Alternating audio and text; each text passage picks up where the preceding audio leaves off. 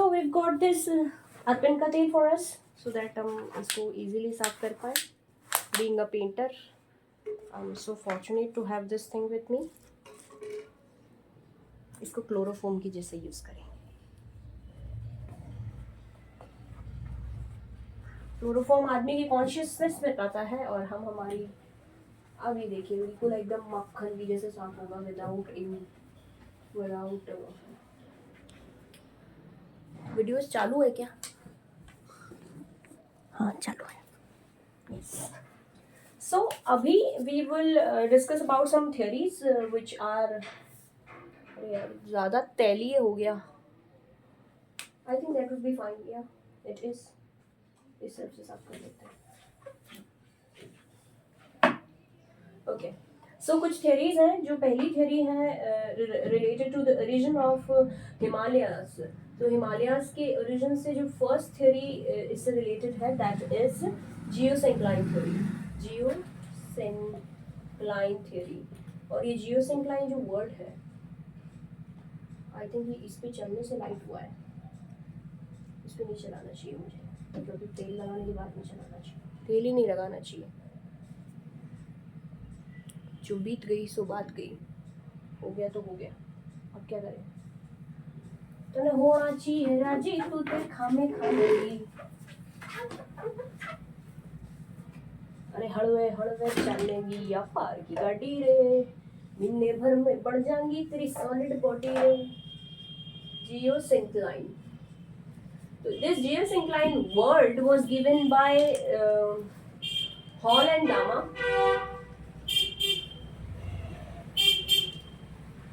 इनकी एक किताब थी जिसका नाम था दर बर देर एर्दी.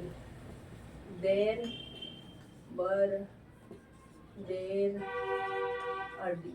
ये इनकी किताब थी. इसके अंदर इन्होंने जियोसिंक्लाइन वर्ड को दिया था. बाद में जियोसिंक्लाइन पूरी एक थ्योरी दी थी जो कि दी थी के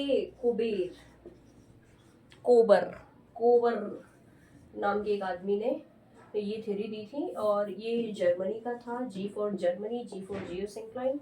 सो यस इन्होंने ये थ्योरी दी थी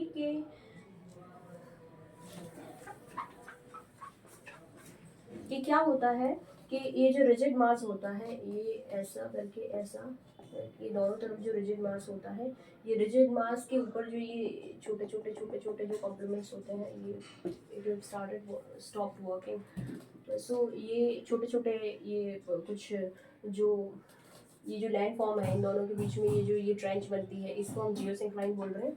और ये जो जियोसिंक्लाइन होती है यहाँ पर कुछ सबसिडेंट्स होते हैं. ये सब सेडिमेंट्स इकट्ठे होते जाते हैं और जैसे ही ये बहुत ज़्यादा इकट्ठे होते हैं तो ये क्या करते हैं इनके फ्लोर को थोड़ा सबमर्ज कर देते हैं, सबसाइड कर देते हैं. तो सबसिस्टेंस ऑफ दीज फ्लोर्स इससे क्या होता है कि बीच में ये धीरे धीरे ऐसे करके और ये ऐसे यहाँ पर ज़्यादा हो गए and then it leads to the conversion of both of these places which is like यहाँ पर माउंटेन्स बन गए, पीछे प्लेट्स बन गए, फिर यहाँ माउंटेन्स बन गए. तो ये माउंटेन्स हिमालयाज बन गए और ये जो है ये कुनलुन शान. Thank you. कुनलुन शान बन गए. ठीक है. और ये माउंटेन्स हमारे ऐसे फॉर्म हो गए. तो मतलब ऐसा है कि ये दोनों जो ये जो एक ज़मीन है जिसमें थोड़ा सा ट्रेंच बना हुआ है इसमें सेडिमेंट्स इकट्ठे होते गए. सेडिमेंट्स इकट्ठे होने की वजह से इस ज़मीन के अंदर इतना फ्लोर बन गया जिसके अंदर बहुत सारे सेडिमेंट्स हो गए. फिर किसी फोर्स की वजह से जब ये सेडिमेंट्स वापस करीब आए तो ये जो सेडिमेंट्स बीच में इकट्ठे हुए ये जो दोनों लैंड फॉर्म्स हैं ये जब बहुत तेज़ी से करीब आई और करीब आने से जो बीच में सेडिमेंट्स थे ये सेडिमेंट्स एकदम से ऊपर हुए और they started forming something like like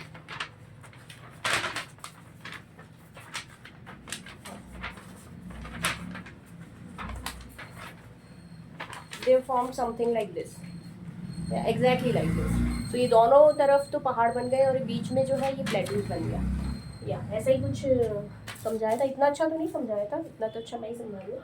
तो ये हिमालयस बन गए. ये कुल्लू शाह जो चाइना के अंदर एक माउंटेन फॉर्म है वो बन गए और इनके बीच में जो है there was a formation of this very land and ये जो जगह है ये प्लेटू बन गया, एंड ये हमारा तिब्बतन प्लेटू है जो कि वर्ल्ड का सबसे बड़ा ऊंचा प्लेटू है, और ये जो हिमालय है ये वर्ल्ड के सबसे ऊंचे पहाड़ों में से एक है।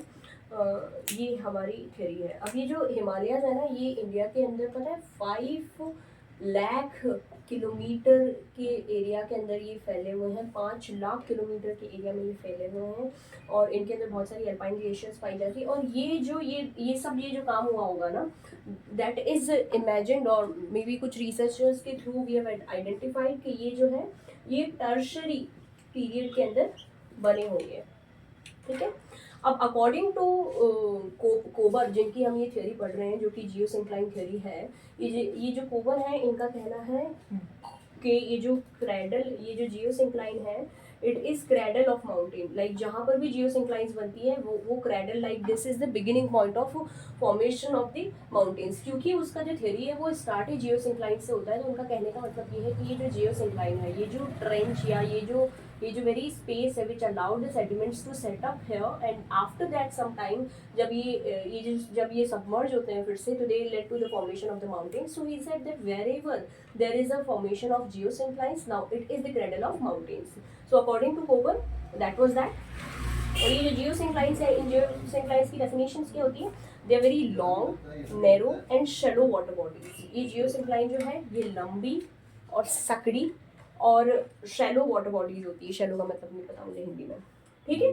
और 70 मिलियन ईयर्स अगो, या फिर 7 करोड़ साल पहले, 7 करोड़ साल पहले ऐसा हुआ होगा कि ये जो हमारा अंगारा लैंड है, और इस पे ये हमारा गोंडवाना लैंड है, गोंडवाना लैंड है, ये दोनों आपस में भिड़े होंगे और यहाँ पर फॉर्मेशन हो गई होगी, और यहाँ प्लेटो बन गया होगा, और यहाँ पर भी माउंटेन्स बन गई होगी। ऐसा इनका कहना है। ये जो अंगारा लैंड है, it is part of Eurasian plate, Eurasian plate या फिर लॉरेशियन जो हमारे जो प्लेट्स हैं उसका पार्ट था अंगारा लैंड, और ये जो गोंडवाना लैंड है ये इंडो ऑस्ट्रियन जो प्लेट है उसका एक पार्ट था। ठीक है। एंड जो ये फोल्ड लैंड्स है यहाँ से रिवर्स निकलती हैं, और ये रिवर्स जो होती हैं क्योंकि ये यहाँ से आती हैं, तो they bring a lot of sediments with them, because of which geosyncline do form and they start subsiding and compressive force exert on the fold land। अब हम एक चीज़ पढ़ेंगे कि ये जो माउंटेन्स होते हैं इनका जो ऊपर वाला एरिया होता है इसको हम बोलते हैं एंटीक्लाइन, ये ऊंचा होता है, और ये जो नीचे वाला होता है इसको हम बोलते हैं सिंक्लाइन। और इन सिंक्लाइंस के अंदर ही ज़्यादातर जो लेक्स या फिर जो वाटर बॉडीज़ है वो यहीं पाई जाती है, क्योंकि जो वाटर है वो यहाँ से निकल करके यहाँ पर लाइक, क्योंकि छोटा वाला ये मतलब नीचे थोड़ा है तो इसलिए। अब हम ऐसा मानते हैं कि जो इंडो ऑस्ट्रियन प्लेट है ना, ये Indo Austrian plate at some extend it would have just like accidented, or what we will say that, कि ये भिड़ गई थी, बचीड़ खा गई थी with the यूरेशियन प्लेट। और जो इंडो ऑस्ट्रियन प्लेट है, जो हम लोग हैं, जो कि हम Indians, we are very polite, हम we are like this. So हमारा जो इंडो ऑस्ट्रियन प्लेट था वो भी सबमर्ज हुआ था, और जो यूरेशियन प्लेट है वो ऊंचा हो गया था। Indo Austrian plate subducted below, और ये जो यूरेशियन प्लेट है ये ऊपर था। ठीक है। इतना टाइम नहीं है मेरे पास जितना मैं लगा रही हूँ। Due to the compressional force sediments on the margin fold of the mountains, और ये कंप्रेशन फोल्ड की वजह से ये जो माउंटेन्स हैं, ये इन माउंटेन्स की जो एजेस हैं, इन एजेस पे there is a formation of a inter mountain plateau. So both of the side there are mountains, and in between of them या on the edges of like this edge of these mountains and this edge of these mountains, there's a formation of a intermountain. What does that mean? Like it is in between both of the mountains that mountain plateaus are formed. ठीक है। सो ये जो तिब्बत है, Tibet is actually an example of a intermountain plateau. That was it. Now we'll read about classification of Himalayas to study like what is there in Himalayas and what causes it to be one of the most youngest mountains of the world. So हमने Himalayas को classify किया है, और ऐसा नहीं है कि we have classified into just one form. Now we have classified in 2 forms. Like this one is geographical form, and this one is regional. Geographical में क्या है कि we have divided it into trans Himalayans, main Himalayans and Purvanchals, जो कि अभी हमने पढ़ा था। और रीजनल हिमालयंस में हमने रिवर्स के थ्रू इनको डिवाइड किया है कि ये जो हमारी सिंधु है, सिंधु से सतलज का जो एरिया रहेगा उसको हम कश्मीर हिमालयस बोलेंगे, और जो सतलज रिवर से काली रिवर तक का रहेगा उसे हम कुमान हिमालयस बोलेंगे, और जो काली रिवर से तीस्ता रिवर तक रहेगा उसे हम नेपाल हिमालय बोलेंगे, और तीस्ता रिवर से दिहाग रिवर जो कि ब्रह्मपुत्र की एक सब सब सब सब सब ट्रिब्यूटरी है, उसके बीच के रीजन को हम आसाम हिमालयस बोलेंगे। ठीक है, so this was the regional division of Himalayas. Now we'll read about this geographical classification of Himalayas. So geographical classical Himalaya is like as I've told you earlier also. So this would be like this. So at this very region there is a presence of Trans-Himalayan, and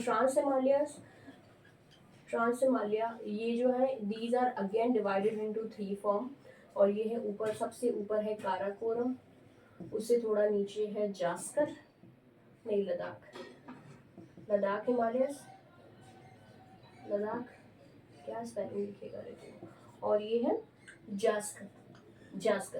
तो काराकोरम, लद्दाख और जास्कर, ये 3 हमने सब वापस से divide किए हैं। ठीक है, अब हम सबसे पहले पढ़ेंगे northern. So this is the northern most part, like ये अगर ये हिमालयाज हैं तो इसका जो नदर्न मोस्ट पार्ट है उसको हमने ट्रांस हिमालयंस बोला है, and these lies in the rain shadow reason of the main Himalayas. जो मेन हिमालयाज है ना ये वाले, इनके रेन शेडो रीजन में ये आते हैं। सो ये जनरली इनमें बायोडाइवर्सिटी इतनी है नहीं, लाइक ये थोड़े एरिड कंडीशंस यहाँ पाई जाती हैं, एरिड कंडीशंस यहाँ पाई जाती हैं, यहाँ वेजिटेशन भी थोड़ा कम है। अब इसमें ट्रांस हिमालयंस में we have divided into 3 parts, Karakoram, Ladakh and Zaskar. So the Karakoram, ये काराकोरम की जो हाईएस्ट पीक है, इस यहाँ पर हम बना देते हैं,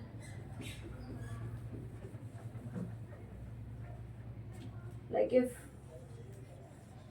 दिस इज द मैप, तो हियर लाइज काराकोरम, और काराकोरम की जो चोटी है सबसे ऊंची वो है K2 गॉडविन ऑस्टिन।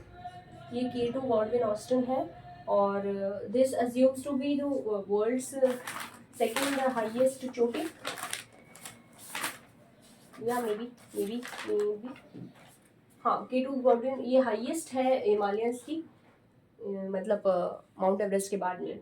लेकिन ये थोड़ी डिस्प्यूटेड है because I don't know, because क्योंकि नोट्स में नहीं लिखा है, तो यस ये थोड़ी डिस्प्यूटेड है, तो इसको हम मतलब कम्प्लीटली नहीं मान सकते हैं। फिर काराकोरम की जो ये K for Karakoram, K for K2, वाह यार, और फिर ये है हमारे क्या है, काराकोरम लद्दाख, और ये लद्दाख की सबसे ऊंची जो चोटी है उसको हम कैलाश, शिव कैलाशों के वासी, धौलीधारों के राजा, तो इसका जो हाईएस्ट चोटी है वो कैलाश है।